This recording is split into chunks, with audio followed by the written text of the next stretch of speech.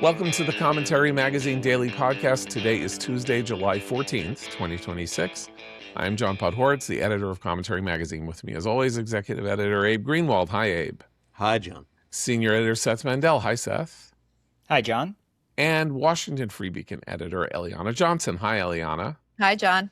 So Donald Trump has formally informed the Congress that America is back at war, thus starting a new 60-day war clock.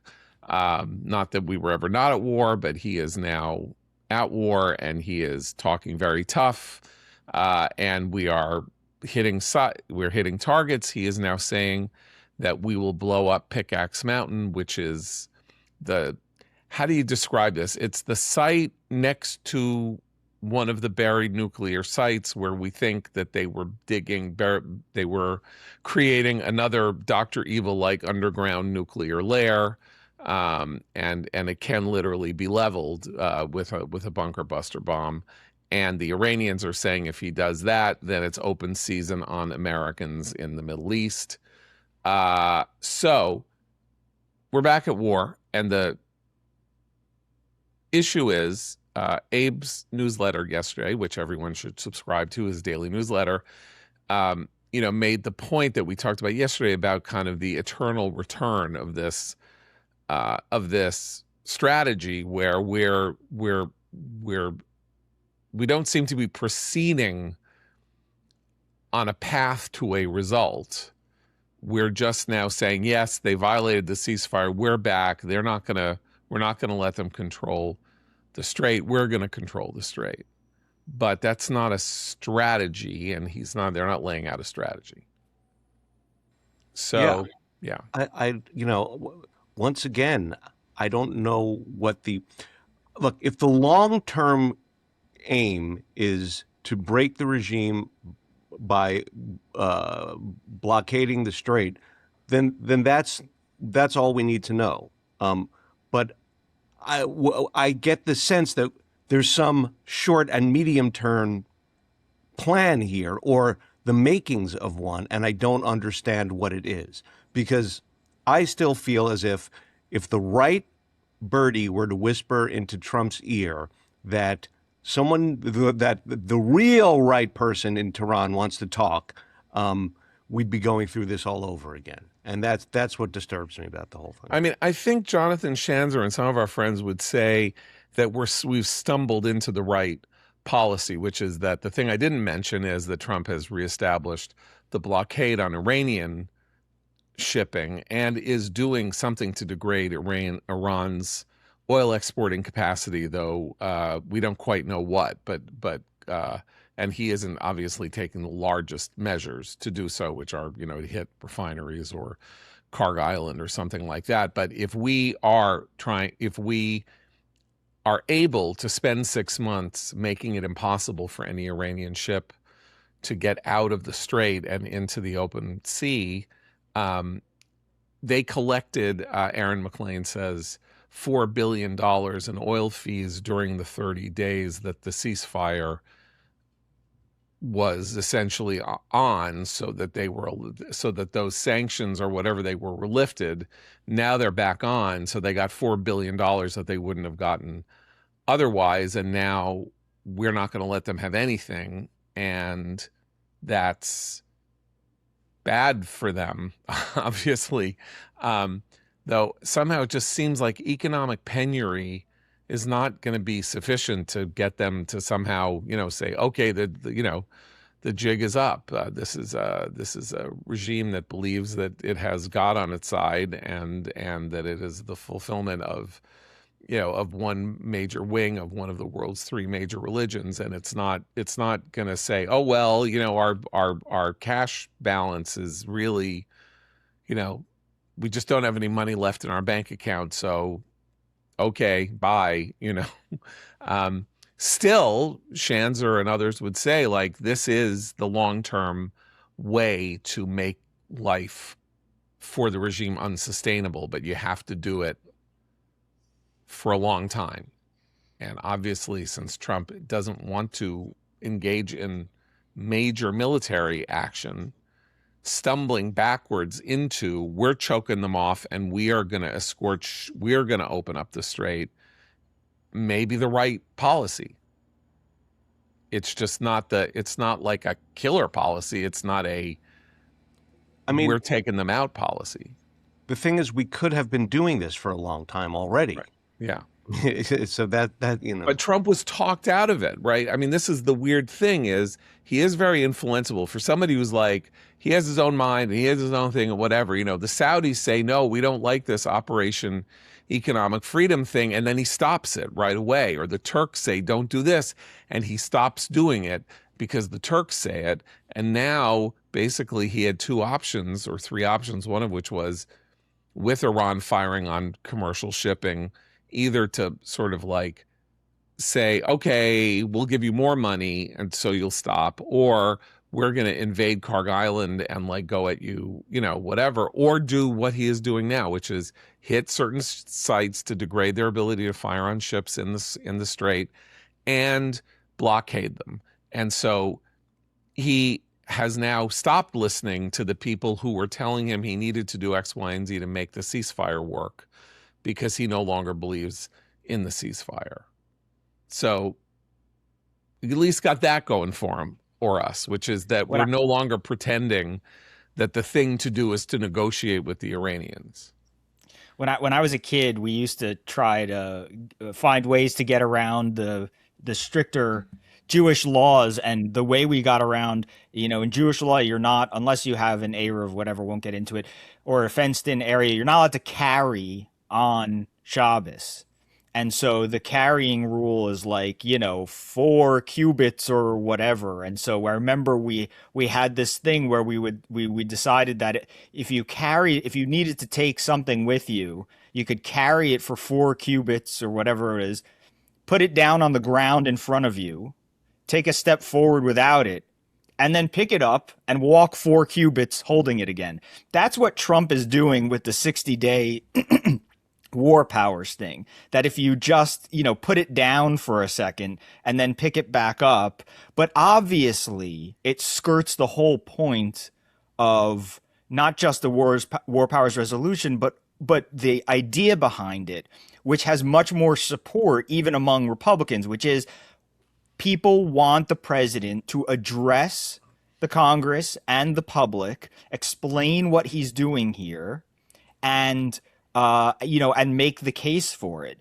And so the 60-day trick is not going to make Republicans particularly happy either, I don't think, because although they do want to avoid having some sort of congressional vote on this, or many of them do, they also are nervous about the fact that they have no idea what's going on and the midterms are coming up and all that stuff. So I think that he's being too clever by half with the pick up the war for 4 cubits, put it down, take a step forward, and then pick up the war again and walk again for 4 cubits. I really think that there's a patience running out, that you can feel it on the right also, because people really do want to know, even if there's broad agreement on the right that Iran is a bad actor, that they're not going to abide by the MOU, or that the MOU makes it too easy to abide by and then break, whatever it is. But they still want to know what all this means and where all this is heading. And I think with the 60-day trick that he's doing, I think he's underestimating that. I mean, the MOU, we never need refer to the letters MOU in that sequence ever again. The MOU is done. This is like a breached contract. It's like if you have a contract with someone to buy a house and then you say you don't want to buy the house, it's not like, well, you know what, the contract, the contract is really being frayed. The contract is dead. The MOU is over. We're now in a different period. I suppose there could be new negotiations for a new MOU, though I doubt it, given the way Trump is talking.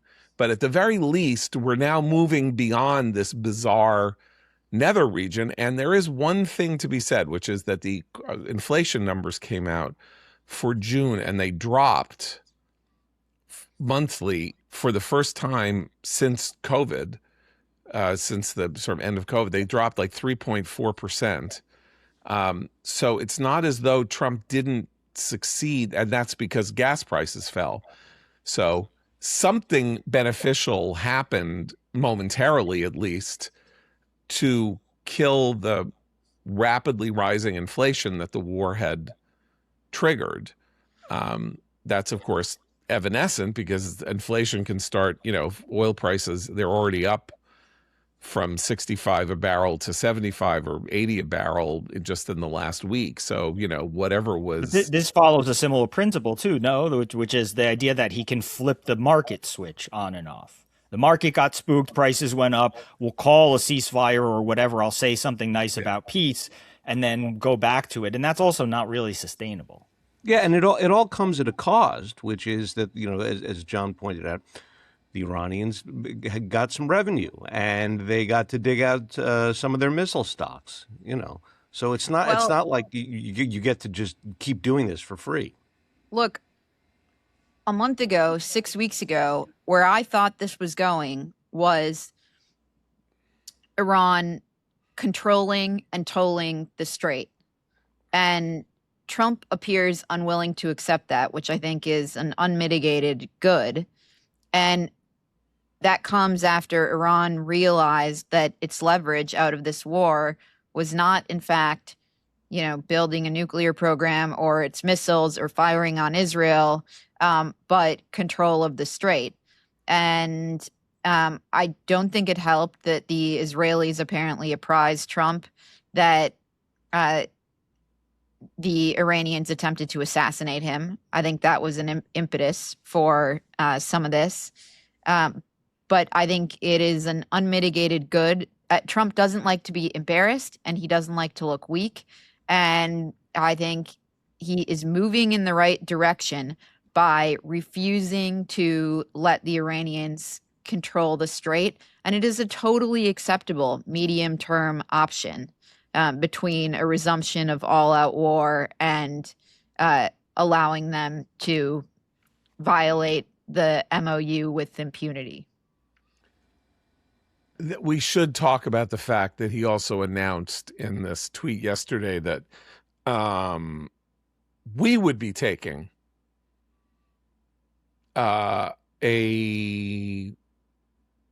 levying a surcharge on the shipping going through the Strait.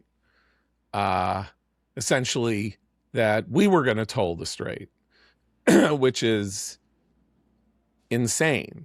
And I honestly, I genuinely, this is where when he does things and you just don't know what game he's playing, because, Rubio, everybody, the whole thing about what the Iranians did by saying they're going to close the Strait or you're going to have to pay them to use the Strait was, these are international waters. They don't belong to Iran, and they're international waters. Therefore, they are free. It's free passage for everybody. He is not allowed. The United States is not allowed to toll the Strait of Hormuz any more than Iran is allowed to toll the Strait of Hormuz.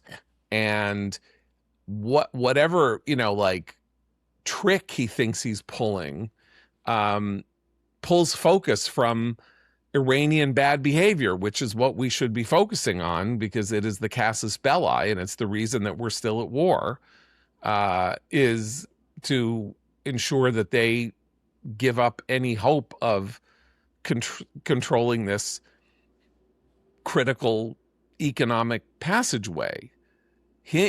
Trump asserting that the United States, now we're in a world in which tolling narrow canals and areas, or canals are tolled, but I mean, controlling narrows is a legitimate form of international endeavor. That not good. That is bad 21st century not goodness.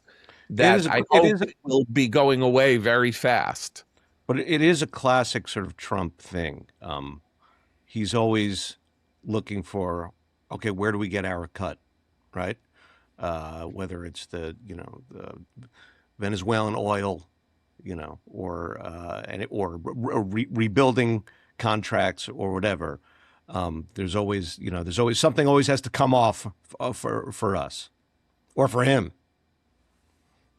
Well, but even so, it'll be paid in crypto. His cut for what? Right. I know. Well, what do we deserve a cut for? This is why I'm less exercised about this. First of all, let's see if it happens at all. But if the U.S. is actually escorting ships through the strait and ensuring freedom of navigation, and no other countries are willing to pitch in to do this, which thus far the Europeans have done bupkis, then I'm not as exercised about it. I think it's way less important than Trump enforcing the terms of the MOU and insisting that Iran not control it. I just think it's a lower principle. But the tolls are being paid by private companies, not by governments. I have a better idea. Are not owned by Britain and France and everybody that we're mad at that they didn't come and try to keep the straits open. This is, international shipping. That's not, he's not punishing NATO for refusing to get involved in the war, and help keep the straits open. He's basically holding up Maersk or whoever it is that is making these ships go, pick things up and drop things off and all of that. So, they it's should nuts. instead. They should. You may not if we be have to pay, exercised. if we have to pay extra bananas. cost for that, they should unfreeze agree. Iranian assets and use the unfrozen Iranian assets to pay for whatever they need to pay for. See, that I would be that's yeah. So yeah, they're sitting there. We have the Iranian assets, so we should expropriate the Iranian assets. Fine, like they're the ones who are prolonging the war. Let them pay for it. The expropriation of the property of the enemy in your own territory during times of war is a perfectly defensible thing in the history of war. Like, if Athens is at war with Sparta and there's some Athenian who owns a house in Sparta, Sparta will take that house. Not that there was. I'm just giving this as a stupid example, but they would take the Athenians' house. Like, sorry, you're on the losing side and you don't get to own property here in our country. That's why that's why we have frozen Iranian assets or had them, which is though we weren't formally in a state of war after the Iranians took the hostages in 1980. We held in massive amounts of their goods as punishment for what they had done to us. And then of course Obama sent a lot of that in pallets back to Iran. So Elian's not concerned because the major thing is the important thing, which is that he's like, this is done. We're done with this fantasy. Look, I thought we were heading to Iranian control of the strait with the president standing by and letting them toll. So if it's between like two not that great options, which is us tolling and them tolling, I'm for us tolling. We don't live in a perfect world. I'm pleased the president has reimposed the blockade and is unwilling to stand by, while they fire on ships and exert control over this waterway. So, I'm happy about that, and I'm less exercised about this. In a perfect world, he wouldn't do it. Me too. But I'm totally willing to follow that logic. Eliana, I just want to switch gears. And this is not connected, except, of course, in the world of Islamic radicalism and the evils of Islamism penetrating, not only, forcing us into a war in the Middle East to preserve, to prevent this state from doing what it's doing, but also some very pernicious things that are going on inside our borders by Islamists. And you have a fantastic story today in the Free Beacon relating to Michigan senatorial candidate Abdul El-Sayed. Yes, so our piece looks a little more deeply into his family, and in this case, his wife's father-in-law, who's a man named Tayyeb Jukaku. And El-Sayed married into a family of Muslim Indian immigrants, and the father-in-law is a former president and current board member of CARE Michigan, the Council on American Islamic Relations, which I'm sure many of our listeners are familiar with, and also a member of something called the Founding Committee of the Islamic Society of North America. Both of those groups were unindicted co-conspirators in the landmark 2007 terrorist financing case, the USA versus the Holy Land Foundation for Relief and Development, which culminated in the conviction of the Holy Land Foundation's founders for funneling $12 million to Hamas, and the Islamic Society for North America was found to have shared a bank account with the Holy Land Foundation where money was being funneled to Hamas. And I think it just underscores how close El-Sayed, who has campaigned with Hassan Piker, who has said about the Bloomfield, Michigan would-be bomber that hurt people, is to Islamic radicalism. I had called up our friend Andy McCarthy, who wrote the book, The Grand Jihad, and knows maybe more than anybody else about the Muslim Brotherhood and Muslim radicalism in America. You know, both of these groups are Islamic Front groups, who underscored that, you know, just how radical these groups are and how close this guy is. And the prospect, I think this is the Senate version, essentially, of Adam Hamawi and his congressional campaign in New Jersey. He represents the prospect of real Islamic radicalism entering the U.S. Senate.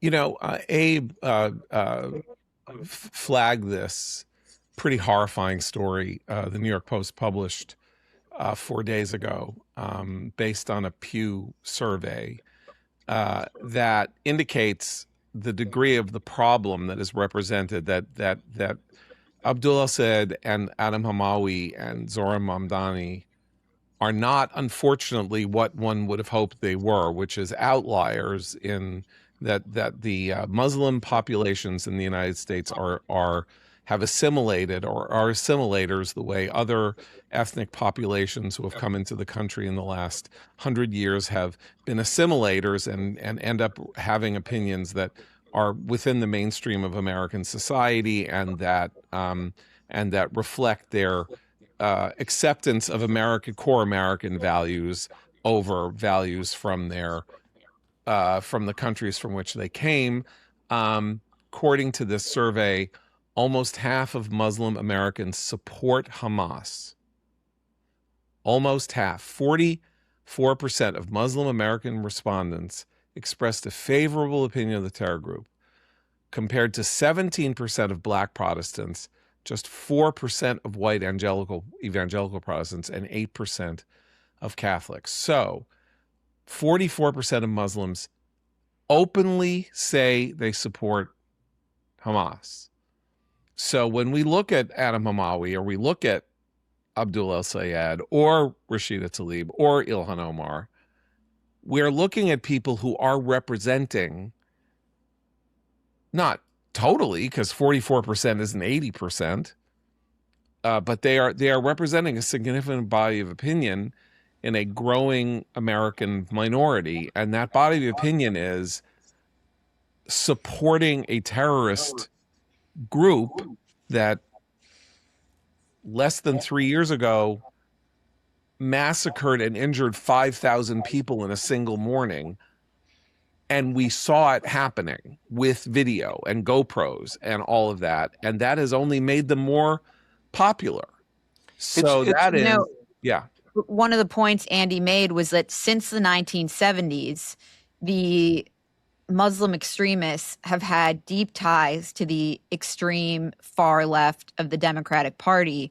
And so when something like October 7th happens, and then you see things, you know, tentifadas break out on our college campuses, and people say, I don't understand, you know, how could these left-wing students on our college campuses be supporting things like this?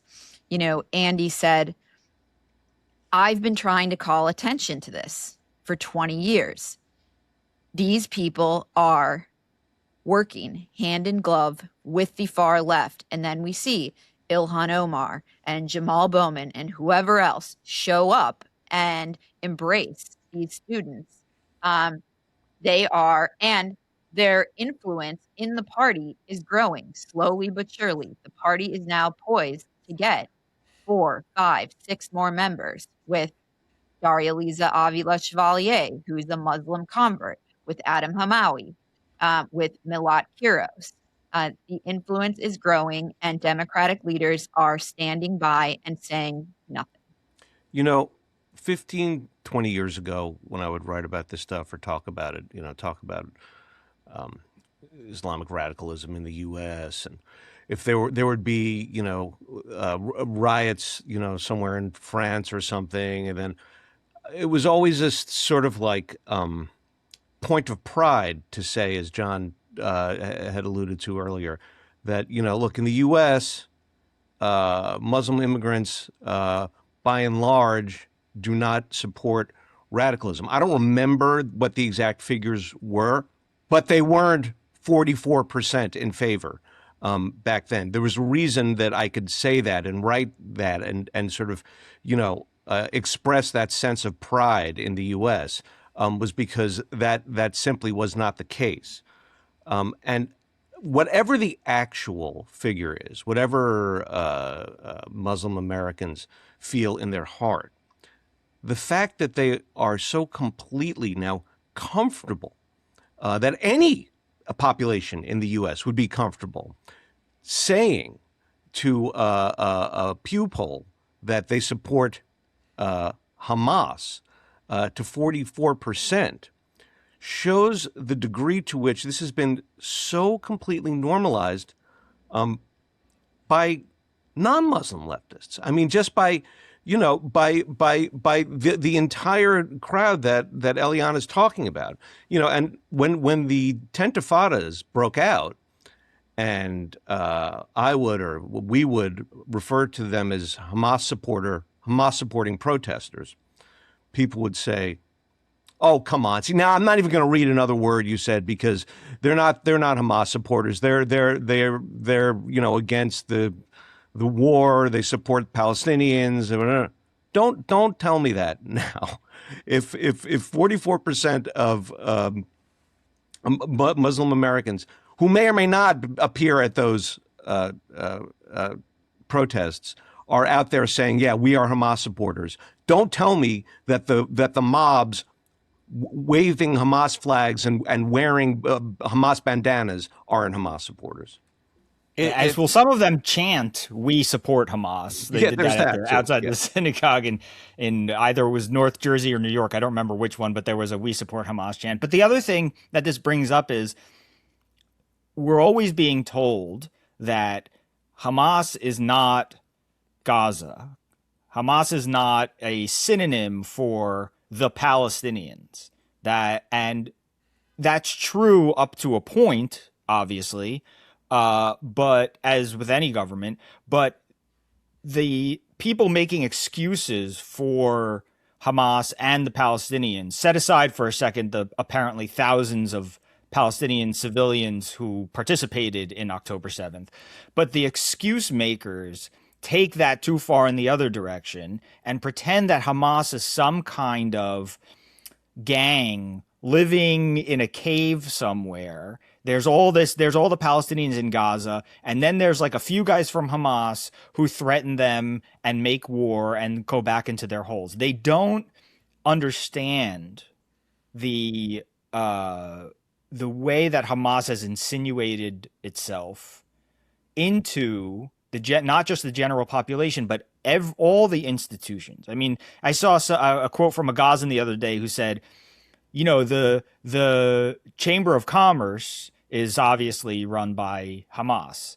And like, to me, I would think that's obvious, but it took a Gazan saying it for people to be like, "Oh, the Chamber of Commerce, huh?" Because literally, that's not even true in other countries where you have an over control of the institutions, private and public, and your benefits are coming from Hamas, and it trickles down. And so you have this problem of separating Hamas and Palestinian Islamic Jihad, which is the same type of group, and the Popular Front for the Liberation of Palestine, which is a Marxist version of it, but they operate in Gaza also, and they also took hostages, reportedly, and whatever. You start getting into the situation where it's like everywhere you look, there's a Hamas or a Hamas-related authority, and so it has had the opposite effect. The defenses of Palestinians in Gaza have whiplashed back on them and made it impossible to distinguish now, made it impossible for Americans to distinguish because of the way that people defend Hamas. But this poll suggests that we don't have to distinguish. I mean, again, 44% is not 80%. But let me put it this way. So for 25 years, we're like Islamophobia. Whether or not we think Islamophobia is a problem is something else. But it is an axiom that we are to oppose all forms of hatred, anti-Semitism, and Islamophobia. Well, if half the Muslim American population of the United States actively supports a movement to kill my people, they are my enemy. And if they made up 10% of the Muslim population, American population in the United States, I would say, look, there are some bad people among American Jews too. And I'm not, I don't want you to hold me responsible for them. And I won't hold you responsible for your bad actors. But if half of you are for it. Don't blame us for Morris Katz. I'm not going to, it's enough. Yeah, right. But I mean, no, it's like, I'm not going to be constrained with the idea that I can't openly say that person should not be in the House or in the Senate because they are Muslim. I mean, that's the bridge here. The bridge here is they hate Jews. They want to kill Jews. They support a movement that has actively sought to murder thousands of Jews. And if that's something that they support, what on earth, what comfort can we take in the idea that they will be constrained by American law not to do it here? Well, I'd actually put it a little differently. Not that that's not true, but if you look at Adam Hamawi, who was an associate and defender of the blind sheikh and who pressed on it today, stands by what he said. He says, he was a member of the community. He did a lot of other things besides inspire terror attacks. He was PTA president. Come on. Right. Abdul El-Sayed, who says, he doesn't want to publicly say that he's happy that the Ayatollah is dead, an avowed enemy of the United States, and Malat Kiros, who says the U.S. had 9/11 coming. These people are enemies of the United States, openly, right, avowedly, and they are being elevated to some of the most sensitive positions in government. I mean, fortunately or unfortunately, and there's no Chuck Schumer or Hakeem Jeffries saying, I am extremely concerned.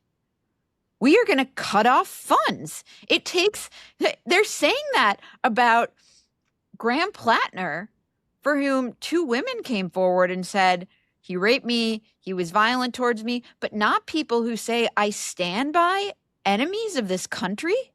It's astonishing. I mean, that's a very important point. And of course, they don't get a buy or a pass or anything like that. I'm not talking about Schumer. I'm talking about these candidates. They are doing us a weird, evil favor. They are not running under false flag, right? Zohran Mamdani did not say, I'm not Zohran Mamdani. Adam Hamawi did not say, I dissociate myself from my it was youthful idiocy. I made a mistake. I was a kid. I didn't served even in the say U.S. that, Army. right? I'm a patriot. Right. Yeah. So he didn't say any of that. And Malat Kiros doesn't say that. And El-Sayed doesn't say that. They are running as themselves. And no, he said AIPAC money, AIPAC money. Right. The Jews control everything. Yeah. So therefore, I'm not, Right. And when you question me about whether I mourn the Ayatollah, I can't say that because there are so many Muslims in Dearborn who share my Right. sadness that Right. I'm going to accuse the president of being a pedophile. I'm going to come out with a load of BS to distract. So the point is they are running as themselves. So therefore, they can be run against for being themselves. You know, what I mean Right. is Well, that but people they have spent in to a 25 point. I mean, sorry, just to a point. I mean, they can be run against as themselves, right? Because they have so much institutional support because they're running as themselves and not under false pretense. That's There's part no of the problem Democrat who here. will come out and run as the Right. pro-America candidate. And but also people like I see on my feed go by every time Adam Hamawi's name comes up. I just see like the Islamophobia is insane. They're accusing this guy of volunteering for an Al Qaeda front or whatever. When it's like here's the him volunteering for an Al Qaeda front. Like, what do you want me to do? I didn't send him to the Balkans. Like it's just, it is what it is. And these guys are running that way. And it's being taken as an accusation. Oh, we assume because he's Muslim, he must be part of Al Qaeda.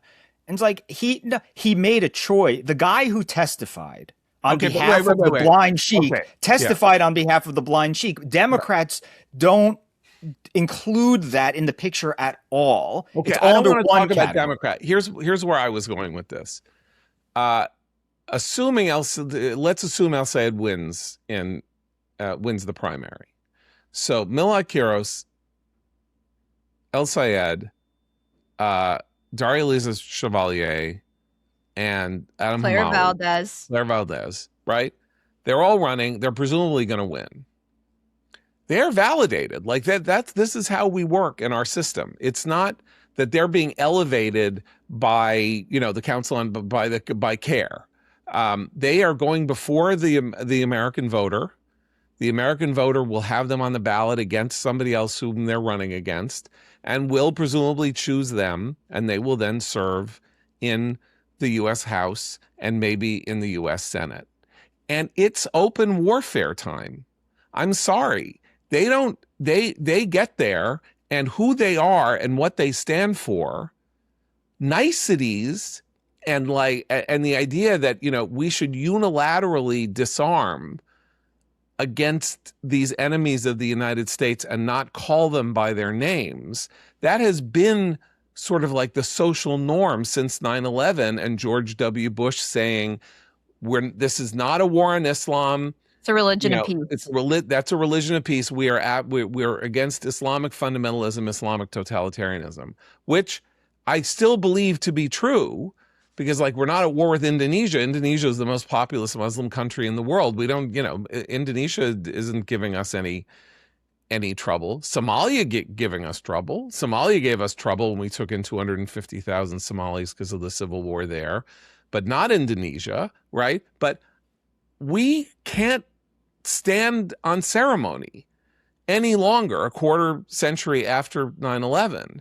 And the one time in our public life that somebody violated this protocol, really openly violated this protocol, was Trump at the end of 2015, right? He said he said, we got to put a halt to all emigration from these countries until we can find out what the hell is going on, after the Pulse shooting and the San Bernardino Christmas shoot up at the Christmas party in San Bernardino. And remember, the Pope attacked Trump. The Pope took a political position about Trump's views on these matters. And it was thought that Trump had crossed an incredible boundary.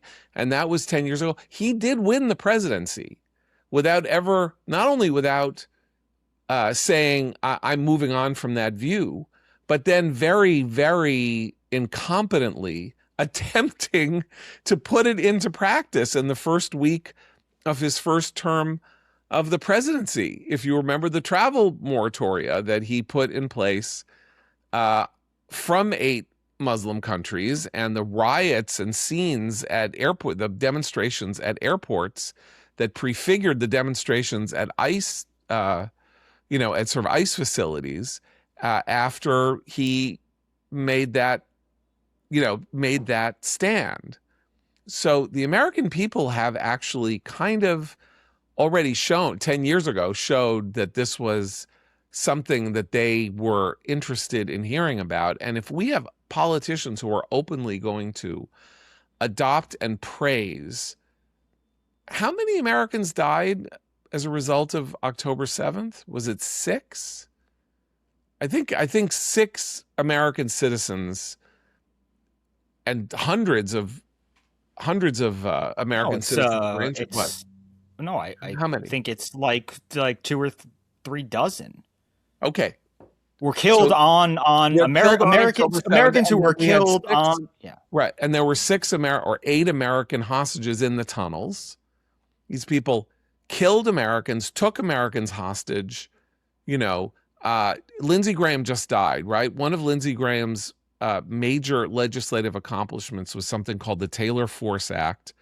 Taylor Force was an American serviceman who was in Israel jogging in Tel Aviv and was assassinated. The State Department says 46. 46, thank you. So, I'm way under, right? And so in 2011, Taylor Force jogging along the Med in Tel Aviv was murdered, assassinated, taken out, and there is legislation to punish, because the idea was that the person who was arrested for doing it, his family then got special pay and benefits in what we call pay or slay, right? The Palestinian Authority giving money to Palestinian terrorists who go to jails, giving it to their families to support them while the terrorists are in Israeli jails. And the Taylor Force Act was a means of punishing them for doing this. And that's the way it should be. And they're going to do whatever it is that they're going to do to defend or advance the interests of Hamas and these groups and that means we can't pretend we're not allowed to talk about who they are and what they want. And we're not. We haven't. People do, but there is still this kind of like barrier, which is, of course, I'm not attacking all Muslims. Well, okay, fine. I'm not attacking. I will, however, be happy to attack 44% of Muslim Americans and say, you're pieces of shit, you're garbage, you love terrorists, and you're my enemy, and you're America's enemy, and I will do everything in my power legally to stop you from having influence or from getting anywhere near my children. I don't know what else to say. Like, Abdul El-Sayed's father-in-law was a material participant in supporting Hamas illegally. Was against the U.S. law to send money to Hamas, and he was part of a crew that did so. So, thanks for publishing that story. I hope it makes some kind of a difference. Although, having seen this horrible piece of footage of Haley Stevens, his great rival, trying to rally her supporters in Michigan yesterday, sounding like Minnie Mouse, was an extremely, very, very disheartening. Just enthusiastic and filled with joy. She said she was filled with joy, like she had just inhaled helium, and said she was filled with joy. As Eliana has been saying, she does not have the political talent that El-Sayed had. And boy, do I now understand that in spades in a way that I didn't yesterday. There's a delivery problem that you can see in that video, but I think there's also a message problem. And, I watched the primary debate, which was a week ago, last Tuesday, and her message, which should be, fine, but just isn't. It wouldn't be compelling to me if I were in Michigan, is he's a show horse and I'm a workhorse. And instead, it really should be, not only is he a show horse, he's a show horse for the wrong damn things. And, you know, and what is she a workhorse for? You know, she's trying to say she's a workhorse for the people of Michigan. Her message is not, he hates America and I love America. No, it's not that. It's not, you know, he wasn't sad the Ayatollah died and I was.